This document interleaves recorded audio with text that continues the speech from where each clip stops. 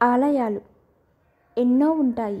అందులో మనం చూసినవి చూడనివి ఎన్నో ఉన్నాయి. మన పూర్వీకులు గొప్ప సివిల్ ఇంజనీర్లు. ఒక్కో ఆలయానికి ఒక్కో ప్రత్యేకత ఉంటుంది. అటువంటి ఆలయాల గురించి ఈరోజు తెలుసుకుందాం. దానికంటే ముందుగా ఫస్ట్ టైం నా ఛానల్ చూస్తున్నట్టయితే ప్లీజ్ సబ్స్క్రైబ్ చేయండి. పక్కన బెల్ ఐకాన్ని క్లిక్ చేయండి. దానివల్ల నోటిఫికేషన్ ఇమీడియట్గా వస్తుంది. పూర్వకాలంలో ఆలయాలు అనగా కోవెలలు కానీ దేవాలయాలు, గుడులు నిర్మించేటప్పుడు ఒక ప్రత్యేకత కలిగి ఉండేటట్టు నిర్మించేవారు. అయితే ఒక్కొక్క ఆలయానికి ఒక్కొక్క ప్రత్యేకత కలిగి ఉండేది. ఇలా కొన్నింటి ఆలయాల గురించి తెలుసుకుందాం. ఉత్సవ విగ్రహం లేకుండా మూల విగ్రహమే బయటకు మాడ వీధులకు వచ్చేది చిదంబరంలోని నటరాజస్వామి. కుంభకోణంలో ఐరావతేశ్వర స్వామి గుడి తారాసురం అనే గ్రామంలో ఉంది. అక్కడ శిల్పకళ చాతుర్యం చాలా గొప్పగా చెక్కబడి ఉంటుంది. ఒక స్తంభం నుంచి చూస్తే వాలి సుగ్రీవులు యుద్ధం మటుకే తెలుస్తుంది. కొంచెం దూరంలో ఇంకొక స్తంభంలో రాముడు ధనుర్ధారిగా ఉండేటట్టు చెక్కబడి ఉంటుంది. ఇందులో గొప్ప ఏమిటి అంటే మొదటి స్తంభం నుంచి చూస్తే శ్రీరాముడు కనపడడు. కానీ రెండవ స్తంభం నుంచి చూస్తే వాలి సుగ్రీవుల యుద్ధము చాలా బాగా తెలుస్తుంది. ఇక మూడవది ధర్మపురి, తమిళనాడులో ఉంది. మల్లికార్జున స్వామి కోవెలలో వంగా మండపం అంటే 9 స్తంభముల మండపం అన్నమాట. ఇందులో 2 స్తంభములు భూమిపై ఆనకుండా గాలిలో వేలాడుతున్నట్టు ఉంటాయి. కోయంబత్తూరులోని కరూర్లో సమీపంలో కుళిత్తలై అనే ఊరిలో కదంబ వననాథ స్వామి కోవెలలో 2 నటరాజ విగ్రహములు ఒకే మండపంలో ప్రతిష్ఠించబడి ఉన్నాయి. గరుడు 4 కరములతో అనగా చేతులతో, అందులో 2 శంకు చక్రములతో దర్శనమిచ్చేది కుంభకోణం పక్కన ఉన్న వెల్లియంగుడి అనే గ్రామంలోని దేవాలయం.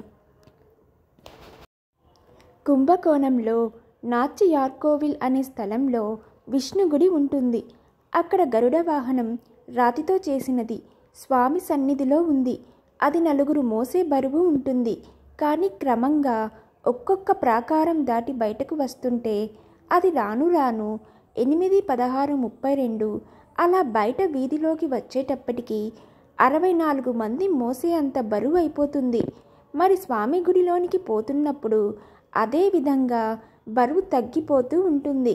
ఇక బయట వీధికి వచ్చేటప్పటికి గరుడ విగ్రహమునకు చెమట పట్టడం కూడా ఒక అంతు చిక్కని విచిత్రమే. చెన్నై సమీపంలో శ్రీ పెరుంబుదూర్ అనే స్థలంలో రామానుజుల వారి గుడి ఉంది. అక్కడ మూల స్థానంలో విగ్రహం రాతిది కాదు, పంచలోక విగ్రహము కాదు. కేవలం కుంకుమ పువ్వు, పచ్చకర్పూరం మూలికలతో చేసినది. చాలా ఆశ్చర్యంగా ఉంటుంది. అలాగే తిరునెల్వేలి కడయం మార్గంలో నిత్య కళ్యాణి సమేత విశ్వనాథ స్వామి దేవాలయంలో ఒక బిల్వ చెట్టు స్థల వృక్షంగా ఉంది. ఆ చెట్టులో కాచే బిల్వకాయలు లింగాకారంలో ఉంటాయి. కుంభకోణం సమీపంలో తిరునల్లూరు అనే స్థలంలో ఈశ్వరుడి గుడి ఉంది. అక్కడ శివలింగం రోజుకు 5 వర్ణములుగా మారుతూ ఉంటుంది. అందుకే ఆ కోవెలని పంచవర్ణేశ్వరుడు కోవెల అని పిలుస్తారు.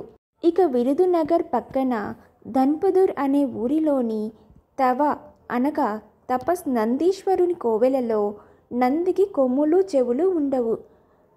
మన ఆంధ్రప్రదేశ్లో సామర్లకోటలో 3 వీధుల సంగమములో ఒక పెద్ద ఆంజనేయ విగ్రహం ఉంది.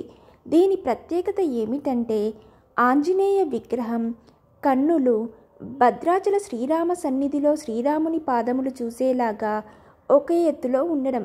అలాగే వేలూరు సమీపంలో విరించీపురం అనే ఊరి కోవెలలో ఒక స్తంభంలో అర్ధచంద్రాకారముగా ఉండి 1 నుండి 6 వరకు, 6 నుండి 12 వరకు అంకెలు చెక్కబడి ఉన్నది. పైన ఉండే పల్లము నుండి మనము ఒక పుల్లను పెడితే నీడ ఏ అంకపై పడుతుందో అదే అప్పటి సమయం. గడియారం కూడా చూడనవసరం లేదు. చెన్నై నుంచి తిరుపతి వెళ్ళే దారిలో నాగలాపురం వద్ద వేదనారాయణ స్వామి కోవెలలో మూల విగ్రహం శిరస్సు నుంచి నడుం వరకు మానవ ఆకారంగా ఉండి నడుం నుంచి పాదముల వరకు మత్స్య ఆకారంలో ఉంటుంది. ఇక ధర్మపురి తమిళనాడులోని ధర్మపురి పక్కన 10 మైళ్ళ దూరంలో అభీష్ట వరదస్వామి అనే విష్ణుగుడిలో నవగ్రహములు స్త్రీ రూపముతో ఉంటారు. మనకు తెలియనివి తెలిసినవి ఎన్నో దేవాలయాలు ఉన్నాయి. మన పూర్వీకులు కట్టించిన దేవాలయాలకు చాలా ప్రత్యేకతలు కూడా ఉంటుంది. పూర్వకాలంలో ఆగమ విధానంగా కట్టిన హిందూ దేవాలయాలు చాలా ఉన్నాయి.